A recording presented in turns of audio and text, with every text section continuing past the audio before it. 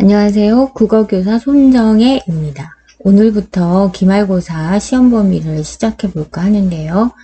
선생님의 영상을 열심히 보고 중간고사 성적이 많이 올랐어요. 선생님의 덕분입니다.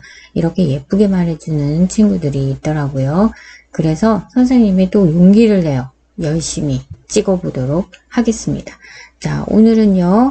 2021 수능 특강 문학 가운데서 고전 3문 시작해 보도록 하겠습니다. 자, 첫 번째 고전 3문. 고전 3문은 뭐 그닥 어렵지는 않습니다. 그죠? 그래서 한번 같이 천천히 공부해 보도록 하겠는데요. 선생님이 이 소설을 볼 때 가장 먼저 해야 하는 순서가 있다고 했죠? 먼저 지문을 읽지 말고요. 자, 첫 번째 뭐 하라고 했던가요? 첫 번째는 그렇죠? 제일 먼저 제목을 먼저 보자고 했고요. 그 다음에 두 번째는 우리에게 주는 힌트가 있는지 보기를 한번 찾아서 그 안을 먼저 읽고 그 다음에 이제 본문을 소설 본문을 읽어보자 이렇게 얘기했고 네 번째 이제 문제를 풀자 이렇게 얘기했었는데요. 자, 순서대로 우리가 한번 해보도록 하겠습니다. 일단 제목이 어디 있는지 한번 볼까요? 제목을 보니까 자, 여기 제목이 나와 있네요. 지하국, 대적, 퇴치. 자, 결국 대충 이야기는 지하국의 적을 대치하는 그런 이야기 이렇게 생각하면 될 것 같습니다. 자, 그러면 우리가 시작해 볼게요. 보기를 먼저 읽자고 했는데 여기에 보기가 하나 있네요. 먼저 읽어볼까요? 지하국 대적 퇴치 설화는 다음의 가나와 같이 대립적 성격을 지닌 두 공간, 결국 지상국과 지하국의 대립이네요. 또 새로운 문제의 봉착, 인물 간의 대결 등의 요소를 통해 서사의 긴장감을 높이거나 또 문제의 해결을 통해 긴장감을 이완시키고 있다. 이와 같은 서사 전개는 공간의 성격과 의미를 나타내는 데 기여하며 독자가 흥미를 느껴 이야기에 몰입하도록 유도한다. 결국 지상국과 지하국이 대결하는 그런 구도로 이루어진 소설이다.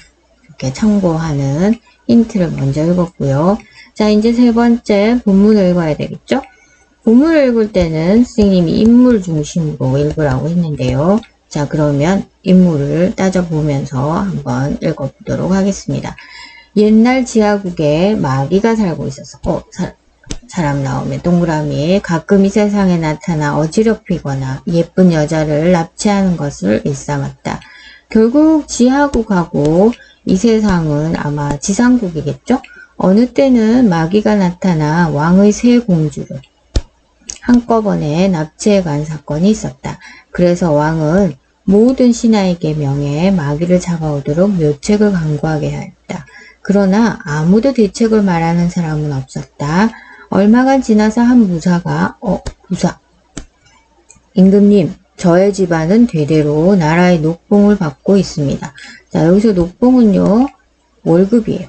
이번에 제가 몸을 바쳐 나라의 은혜에 조금이라도 보답을 하려고 합니다. 그러므로 저에게 마귀 퇴치를 위한 중임을 맡겨주십시오. 반드시 공주님을 구해오겠습니다. 라고 말함으로 왕은 기뻐서 이를 허락했다.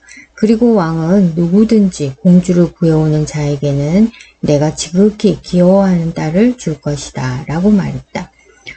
결국 공주와 결혼할 수도 있네요. 그죠? 자, 무사는 몇 명의 부하를 데리고 당장 마귀의 소굴을 찾아 나섰다. 그는 수년간 천하의 구석구석을 찾아 헤매었으나 마귀의 소굴이 어디에 있는지 찾을 수 없었다. 어느 날 그는 피곤하여 산 기슭에 누워 바위를 베개 삼아 잠시 꿈을 꾸게 되었다. 꿈속에 한 백발노인이 나타나 나는 산신령이다. 네가 찾고 있는 마귀의 소굴은 이 산 저쪽 너머 산속에 있다. 그곳에서 너는 이상한 커다란 바위를 발견할 것이다. 그것을 치우면 바위 밑에 겨우 한 사람이 드나들 수 있는 구멍이 있다. 그 구멍을 통해서 내려가면 점점 넓어져 드디어 별 세상이 나올 것이다. 그 세상이 말하자면 마귀의 세계인 것이다. 라는 말을 남기고 사라졌다. 백발노인이 어떻게 하면 저기 지하국에 들어갈 수 있는지 가르쳐 주네요. 자, 여기 우리가 기억이 나와 있어요. 그죠? 그러면 우리가 기억 달린 문제를 이 시점에 와서 바로 풀어버리도록 하겠습니다. 자, 기억 달린 문제가 1번 있네요. 그죠? 1번 기억에 대한 설명으로 가장 적절한 것. 아까 백발노인이었어요. 그죠? 백발노인.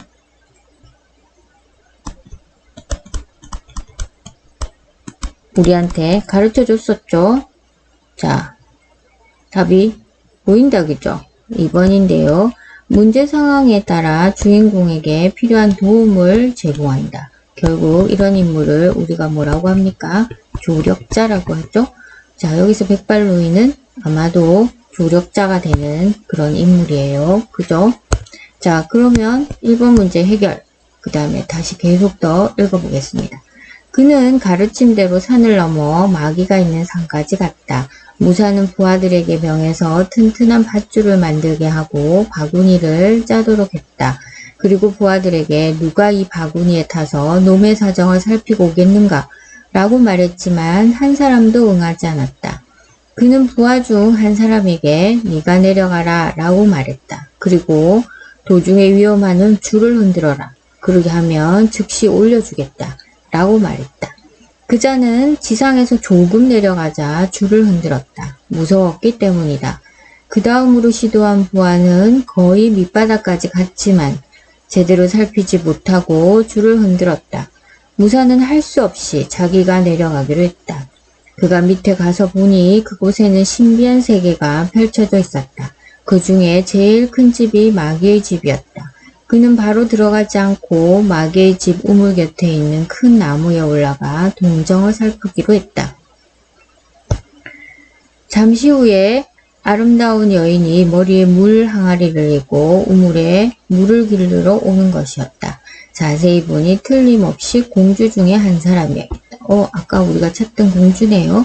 공주가 항아리에 물을 길어 들어 올리려고 하는 순간에 무사는 나뭇잎을 한 주먹 따서 훌훌 떨어뜨렸다. 공주가 얄궂은 바람 하면서 다시 새물을 채워이고 가려고 하자 무사는 또 나뭇잎을 떨어뜨렸다. 공주가 이상한 일이다. 오늘은 바람도 없는데 하면서 위를 바라보았는데 그곳에 한 사람이 있어 깜짝 놀라며 당신은 이 세상 사람입니까? 어떻게 이런 마귀의 세상에 들어오게 된 것입니까? 하고 물었다. 무사는 나무에서 내려와 지금까지의 사정을 말했다. 그러자 공주는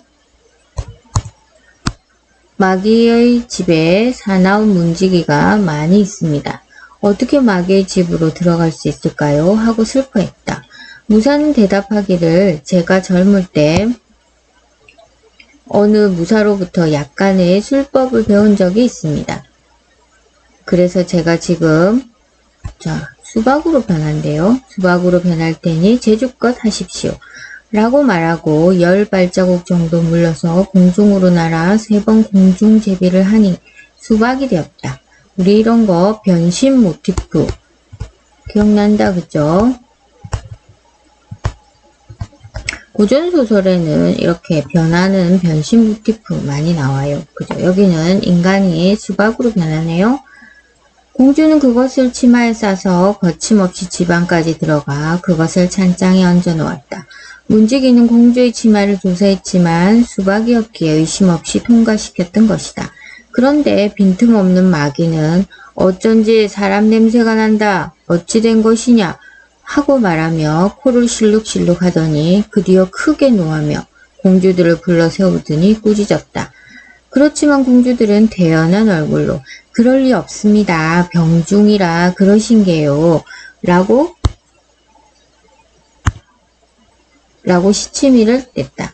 마귀는 그때 마침 몸이 몹시 좋지 않았다.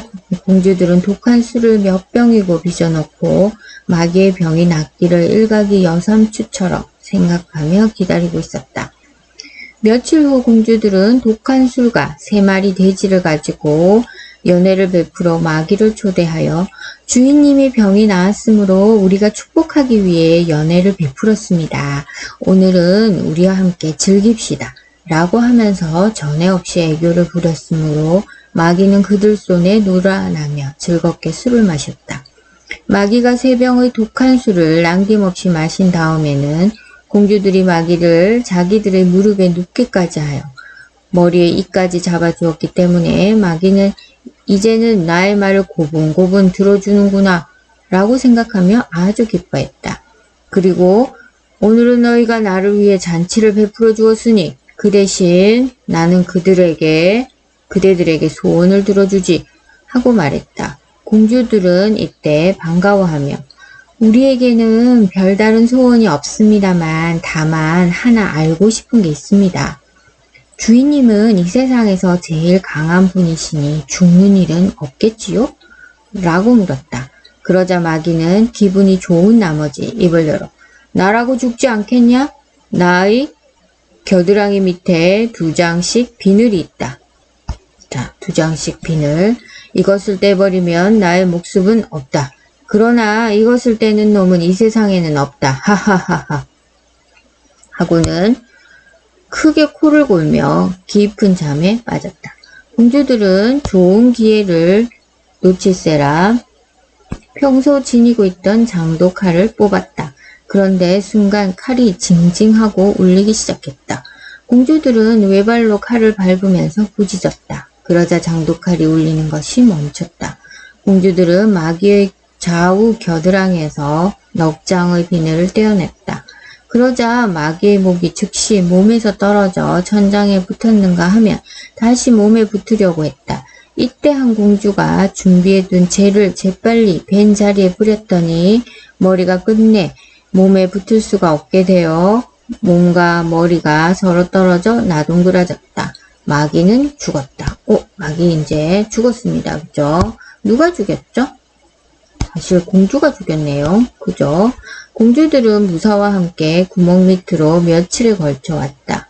바구니는 약속한 대로 그곳에 내려져 있었는데 먼저 공주들은 구출하지 않으면 안 된다 라고 생각해서 무사는 공주들을 한 사람 한 사람씩 그 바구니에 태우고 줄을 흔들었다. 위에서 기다리던 부하들은 기뻐서 줄을 끌어올렸다. 그런데 3 공주를 모두 태워 올라간 바구니는 내려오지 않았다. 그뿐만 아니라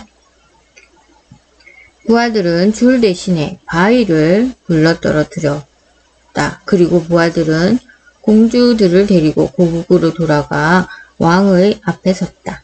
왕은 대단히 기뻐 잔치를 열었다. 왕은 부하들이 공주들을 구해온 것으로 믿은 것이다. 정말 나쁘다. 그죠? 그래서 부하가 배신을 했네요. 그죠? 부하들의 배신이 여기서 나와요.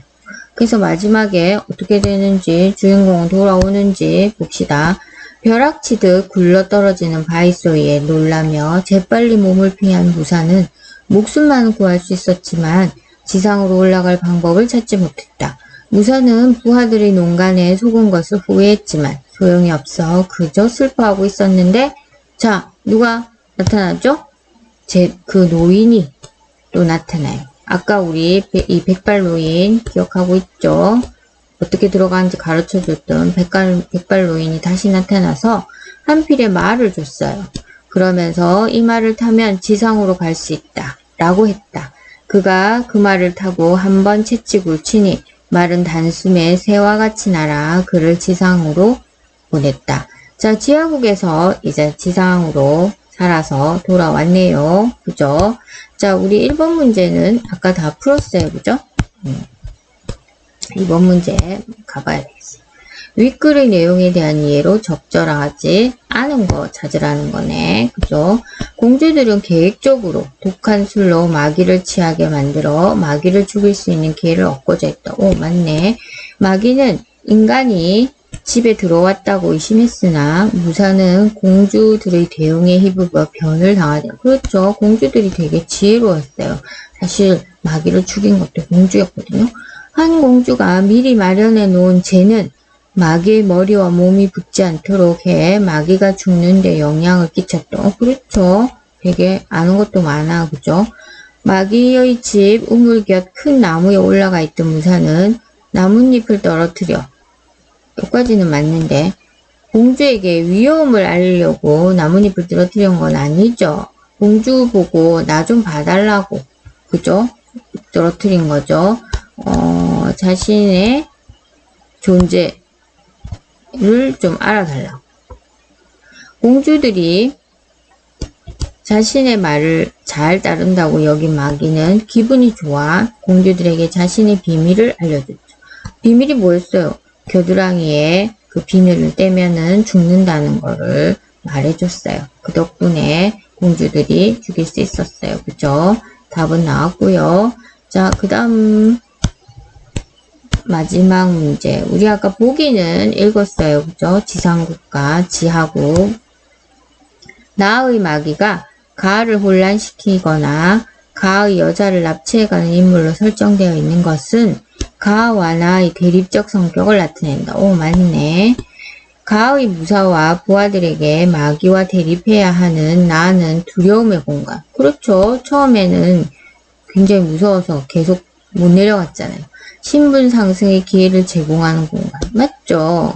잘만 갔다가 지하에 잘 갔다 오면은 공주하고 결혼할 수 있잖아요. 의미를 나타낸다고 할 수 있다. 맞아요. 무사가 술법으로 수박이 되어 집안에 들어간 것은 나의 마귀집을 지키는 사나운 문지기가 많아 생긴 긴장감을 이완시키는 요소로 작용한다. 그렇죠. 못 들어갈 텐데 수박 때문에 해결됐잖아. 그러니까 이완된 거 맞아요. 세 공주가 모두 나에서 가로 탈출한 후 부하들이 무사를 나에서 가로 못 나오게 한 것은 이완되었던 서사의 긴장감을 고조시키는 요소. 맞죠? 이제 다 구출했다고 생각해서 끝난 줄 알았는데 다시 마지막에 긴장감을 주는 이런 요소가 생겼어요. 무사가 수년간의 노력 끝에 나로 들어가는 출입구를 찾게 된 것은 악을 위한 공간으로서 나아가지는 성격이 가와의 교류를 통해 희석된다? 희석된다는 거 아니죠. 그러면 조금 더 착한 공간이 된다? 이런 거 아닙니다. 그래서 3번 답은 5번이 되겠네요. 우리 간단하게 첫 번째 소설은 다 끝냈어요. 그죠? 자, 여기에서 선생님이 몇 가지만 조금 정리를 해보면요. 우리가 오늘 했던 작품은 설화예요. 설화는 입에서 입으로 전해지는 이야기를 설화라고 하고요. 설화의 종류는 세 가지가 있는데 신화, 전설, 민담 이렇게 세 가지가 있고요. 신화는 그야말로 신들의 이야기. 그래서 나라에서 신이 내려와서 뭐 나라를 공격하는 그런 이야기, 영웅 이야기가 많고요. 전설은 증거물이 있는 이야기, 어디 바위에 얽힌 이야기, 어떤 호수에 얽힌 이야기 이런 것들을 말합니다. 자, 다음에 또 설화가 나오면 또 더 자세히 얘기해 보도록 하고요. 자, 오늘의 이 설화 저기 지하국에 내려가서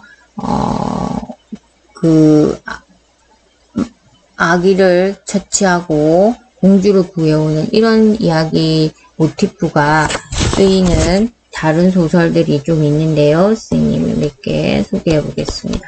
제일 먼저 소개하고 싶은 것은 김원전.